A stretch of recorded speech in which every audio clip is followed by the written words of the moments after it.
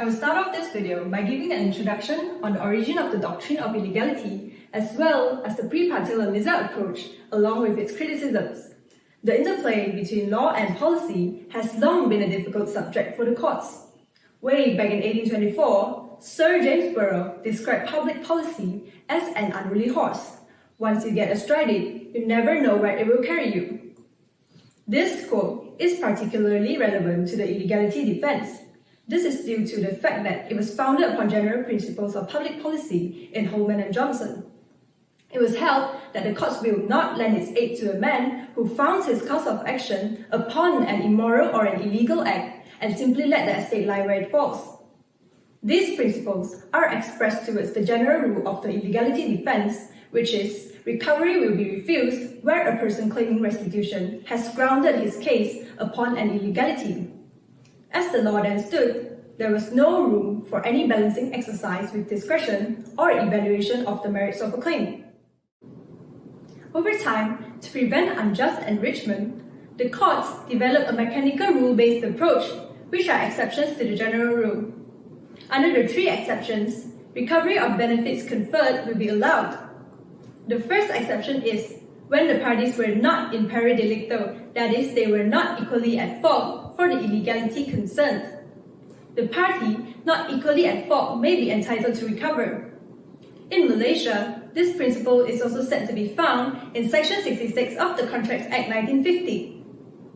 The second exception is when the claimant had timely withdrawn from the transaction before the illegal purpose has been wholly or partly performed. This is known as the locus penitentiae principle. The third exception is when the claimant can prove his case with no reliance upon the contract tainted with illegality. This is widely known as the no reliance rule or the reliance test created by the House of Lords in Tinsley and Milligan. In Tinsley and Milligan, the House of Lords rejected the public conscience test applied by the Court of Appeal. This test was held to be inconsistent with previous authorities and gave too much discretion. The no reliance principle was applied instead.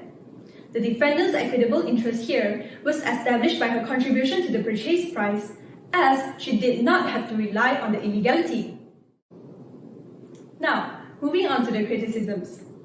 Lord Gough considered that this test is indiscriminate and produces injustice. This is because it allows no room for the exercise of any discretion by courts in favor of one party or the other.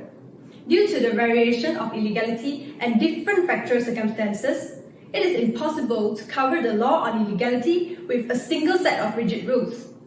Otherwise, the courts will be compelled to artificially force the various circumstances of illegality cases into the straitjackets of the rigid rules. The unsatisfactory reasoning in Tinsley makes it open to interpretation due to inadequate predictability and certainty. Inconsistency has also been caused by basing illegality defenses on procedural considerations of whether the claim relied on the illegality. Recently, successions of conflicting decisions such as Hoga and Allen and Les Laboratoires Sevier and Apotex Incorporated has left the judiciary divided on whether to provide the illegality defense with a greater degree of flexibility.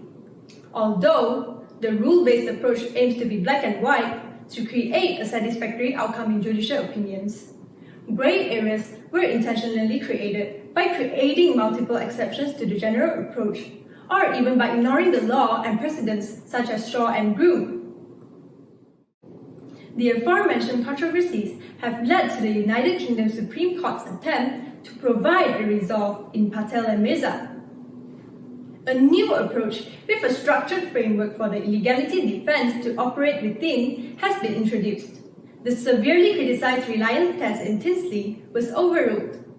So far, the courts appeared to have straddled the unruly horse and taken hold of its reins. However, the question here is, can the straddled unruly horse be tamed by doing so? Hi, my name is Lai Jing Yi. I'll talk about the case facts in Patil and Mirza. And it does make clear that the rigid rule do not imply certainty, consistency, predictability of the law as seen above. The case facts of Patil and Mirza will be briefly laid down before proceeding to the evaluations of the restatement of the defense of illegality. In Patil and Mirza, The parties entered into a contract under which the claimant paid the defendant money to speculate on shares with the intention that the defendant should do so on the basis of insider information that the defendant expected to receive. However, their plan did not materialize. The defendant failed to repay the money given to him by the claimant and advanced the defense of illegality, referring to the reliance principle in Tinsley and Milligan. The High Court held that the Patil scheme was unenforceable. In dismissing the claim, the trial judge held that, firstly, on the facts, Tinsley reliance principle applied, and secondly, the locus ponitentiae principle did not apply because Patil had not voluntarily withdrawn from the illegal scheme. Patil's appeal was unanimously allowed by the Court of Appeal. The majority adopted the rule-based approach, and their view was that the locus ponitentiae exceptions to the reliance principle applied. The Supreme Court held that unanimously that Patil's claim should be allowed, upholding the Court of Appeal's decisions. However, the judges differed in their constructions of applicable law. The majority, led by the Lord Townsend, advocated a flexible multifactorial public policy consideration approach and held that no reliance principle of Tinsley is no longer good law, and that there was no need to refer to the locus ponitentiae principle in deciding the outcome, whereas the minority found favor in the propositions that a stricter rule-based approach should be more appropriate. Under the new approach, the essential rationale of the illegality doctrine is whether allowing the recovery claim would be harmful to the integrity of the legal system. It must be analysed by a trio of consideration and conceived in the terms of range of factors, involving the consideration of the policy behind and proportionality. In considering proportionality, which is the last link of the trio of consideration, the range of factors that might be taken into account are seriousness of the conduct of those participating in the lawless conduct, the main purpose of the contract in question, whether the unlawful conduct was intentional, and whether there is a significant difference between the parties, blameworthiness of the illegality. The first limb of the trio of consideration is ascertaining whether the underlying purpose of the prohibition, which has been transgressed, will be enhanced by denying the claim. In other words, when a recovery claim is denied, the purpose of which the law was created for must be promoted. The rationale behind this is that prohibition implemented by statute or recognized at common law may have come about to protect society as a whole against conduct which would serve to degrade the better interest of the public. The second consideration is whether the denial of the claim has any impact on other relevant public policy. It is important for a court which is considering the application of the common law illegality doctrine to take into account other policy factors involved when determining whether the public interest in preserving the integrity of justice system conflicts with the public policy of unjust enrichment. The third limb concerns whether the response to illegal conduct from civil court are proportionate to the illegality, bearing in mind that punishment is a matter for the criminal court.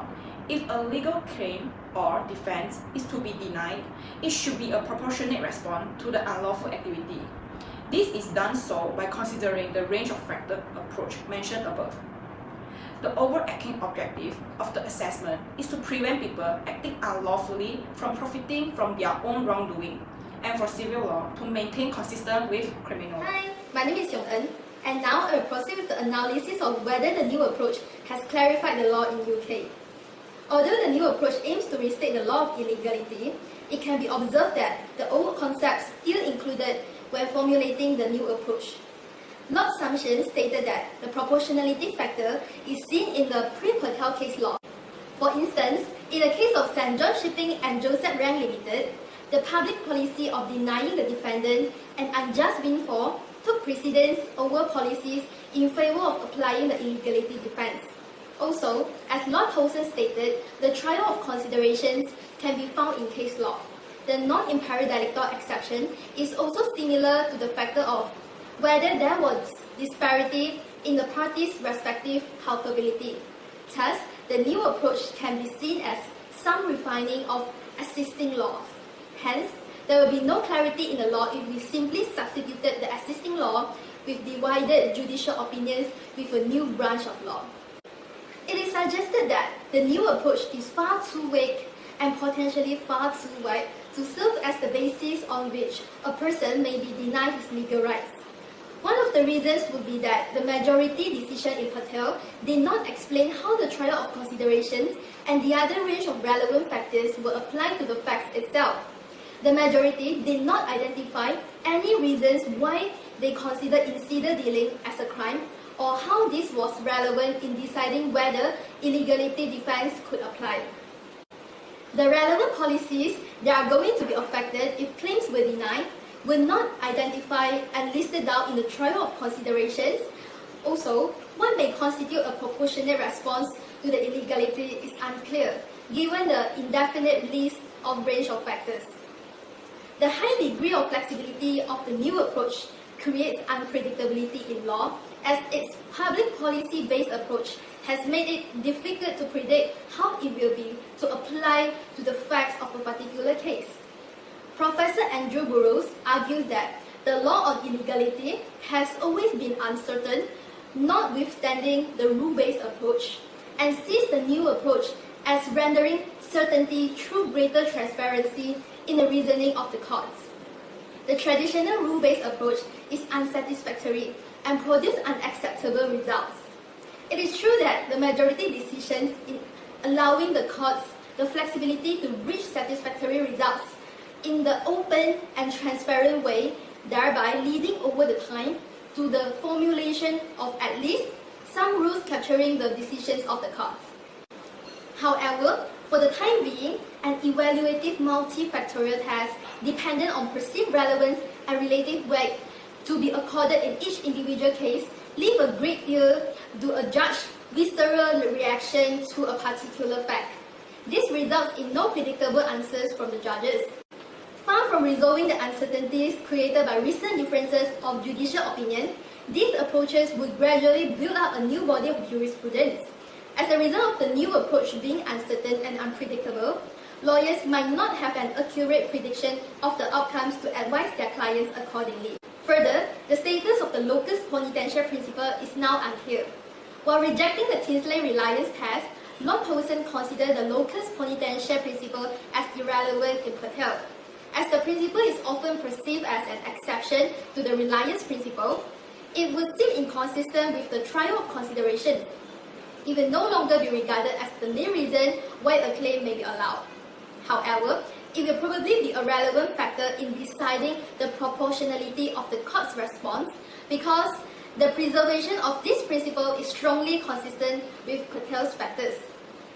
This is due to the relevance of a party's withdrawal from an unlawful purpose does not involve a focus on procedural technicality.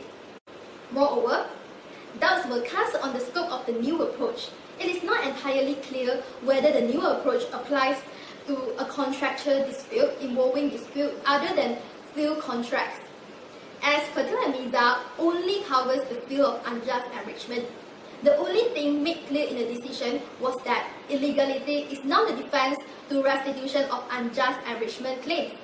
However, recently, in the case of Ronald Marine Limited and STX Offshore and Shipbuilding Co. Limited, the Court of Appeal approved the application of the new approach in a claim by the liquidators against the bank to recover negligently paid monies. And now, I will pass it on to my friend to continue on the discussion. Patel and Misra also leave behind a question on whether this approach applies to all or only some areas of private law. This is an essential issue as, for example, policy consideration in tort, personal injury cases, where the plaintiff merely rely on the defendant wrong to establish the right to compensation. It's different from those in case where the court is asked to enforce an illegal contract. Post-Patel, the courts face difficulties in determining how the new approach will apply based on particular cases in different areas. There have been Court of Appeal cases that proceed to emphasize that Patel had not swept away the accumulated learning of decided cases across all domains of which the illegality defense operates.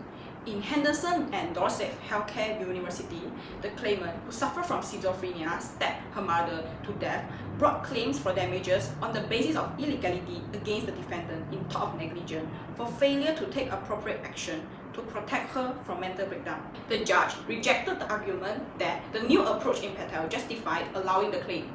The Court of Appeal upheld this decision, stating that although the approach was not expressly confined to contractual case alone, nevertheless, in the view of actual contractual and unjust enrichment issued in Patel, considerable caution must be taken before holding that a binding decision on illegality has been impliedly overruled by Patel. The court was still bound by the decision of two other cases which precluded her claims, as there was no suggestion in Patel that those two cases were incorrectly decided. All in all, it is true that the idea that the application of a rigid reliance rule deals properly with the illegality defense in relation to the contract claim is far-fetched. However, the new test is broadly framed and it remains to be seen how it will be applied to different fact patterns and whether new area of contention might be arise. Hence, while Patel and Misra's decision is of real interest, the law in this area still cannot be regarded as settled in United Kingdom. Hi, I'm Lok Yee. I will talk about the Malaysian position of law on illegality and also the Malaysian law position on recovery claims based on contracts tainted with illegality. The defense of illegality has long perplexed the courts in Malaysia. The Contracts Act 1950 does not refer to illegality as such, but under Section 24, it provides expressly that the considerations or objects referred to in paras A, B, and E shall be unlawful, and the agreement which ensues shall be unlawful and void. There appears to be slightly divergent approaches as to how far Malaysian courts should follow authorities from other jurisdictions. In dealing with cases on illegality, Section 3 of the Civil Law Act 1956 directs the Malaysian courts to apply the common law of England only insofar as the circumstances permit, and save where no provision has been made by statute law. However, in Malaysian contract law, there is provision of Section 24 of the Contracts Act 1950, which is a statutory direction. In the case of Chong Kiao Bank Limited and Hotel Rasa Sayang Sendirian Berhad and another, the Supreme Court adopted the approach that Section 24 must be the chief source of the law on illegality in Malaysia. Chief Justice Hashim Yoong also stated that we cannot just accept the development of the common law in England. However, other judges contend that Malaysia should follow the common law when dealing with cases on illegality. Justice Pan Swee Chin, in the case of Sabah Bumi, suggested that Section 24A and B have been drafted after some fine-tuning of the common law on which it is based. It is said that the Act is the core essence of some part of common law on illegality of contract. Federal Court Judge Edgar Joseph mentioned in the case of Lorry Malaysia that the trend shown by the courts in common law countries to be slow in striking down commercial contracts on the ground of illegality is the sensible one, which Malaysian courts should follow and incorporate as part of Malaysia's own common law. The Federal Court also held that law in 24A refers to common law or any statute. In relation to public policy under Section 24E, ensuing the case of Teresa Chong, public policy in Malaysia follows the common law heads of public policy. The Federal Court had adopted a narrow view of public policy by deciding that they do not have the power to invent any new heads of public policy. In Malaysia, before the emergence of Pang Mun Chong and another and Chong Hui Chan, the illegality doctrine has been the mainstay in Malaysian jurisprudence. The exceptions where recovery of property transferred under an agreement is void on the grounds of illegality had followed the English common law.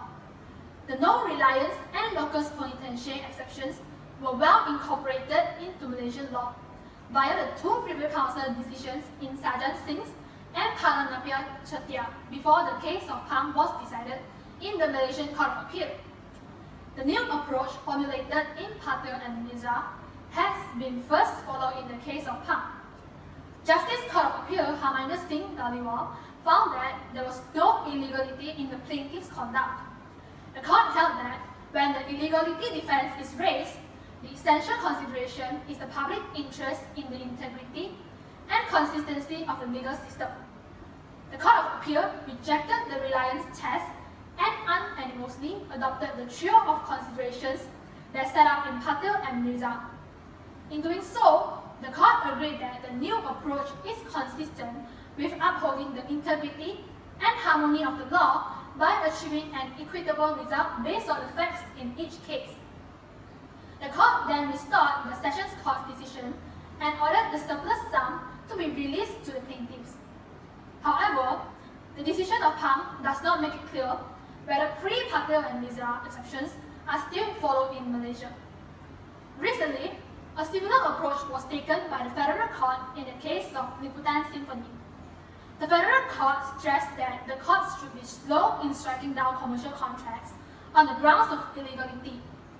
The Federal Court also found that the trio considerations in determining whether the public interest in preserving the integrity of the legal system should result in denial of the relief claim laid down by Lord Towson in the English case of Patel is the sensible one that Malaysian courts should follow. The incorporations of Patel's approach relating recovery claims based on contracts tainted with illegality in Malaysian cases has brought a significant impact to Malaysian law. In Patel, the court has rejected the no-reliance rule and held that it is no longer a good rule to be followed. As Pang case had followed the decisions in Patel, the no-reliance rule is seemingly no longer relevant to determine the outcome of the case. Moreover, since the Federal Court case had taken a similar approach to Pang, it suggests that the highest court in Malaysia had recognized the incorporations of English common law cases on illegality. Furthermore, the non-imperi delicto exceptions in Malaysia is likely not affected by the decisions of Pang due to the express provisions of Section 66 of Contract Act 1950. It is said to be embodied in the Section 66 in the words, "When an agreement is to be discovered to be void." Since the status of the locus ponentia principle in Patel is now unclear as mentioned earlier, therefore, it is not clarified under Pang case which refer to Patel. In other words, the status of locus ponentia under the Malaysian law appears to be ambiguous. In short, the new approach adopted in Pang, which was later affirmed by the Federal Court decisions in Liputan, made clear that the new approach in Patel and Mizar is being endorsed in Malaysia. However, it is not explicitly stated by the Federal Court that whether with the new approach is being adopted. Pre-Patel and Mizar exceptions of locus ponentia is still relevant in Malaysia. The no-reliance rule is rejected in Malaysian positions following Liputan, and the non-imperi delicto exceptions is not affected by the cases decided due to the provision of Section 66.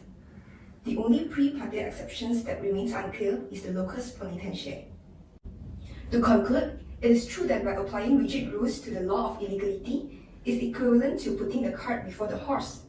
Given illegality's complicated and multifaceted nature, Patel indeed has a contextual effect, as it sets up a general framework with guidelines for the law of illegality and puts an end to the era where the ex turbi causa maxim dominated. It provides more certainty and consistency relative to the public consent test, and ended the fragmented state of law caused by the reliance test. Likewise, the Malaysian courts took the lead of Patel and Mizar in recent years. The recent decisions of Malaysian Federal Court and Court of Appeal, as shown above, clearly indicated that Malaysian courts have departed from the long-established traditional approach and endorsed the new approach formulated by Patel and Mizar, hence bringing the Malaysian positions on the illegality defense into line with the latest development in the English common law. Nevertheless, although these developments are helpful and go some way to clarify the scope of illegality in common law, the straddled unruly horse of illegality has yet been tamed. Up until now, the new approach has not yet settled and clarified all outstanding issues of common law illegality. Will it lead to a step forward, or will it simply be substituting a new mess for an old one? This wholly depends on how the policy factors will be assessed in influencing decisions with regards to recovery claims on particular cases to build up precedents over time. It is suggested that Malaysian courts should consider adopting the United Kingdom's new approach with modifications and refinements accustomed to local conditions for more satisfactory results. Meanwhile, the realm of illegality should keep on developing because nothing is ever settled until it is settled right. This is the end of the video. Thank you.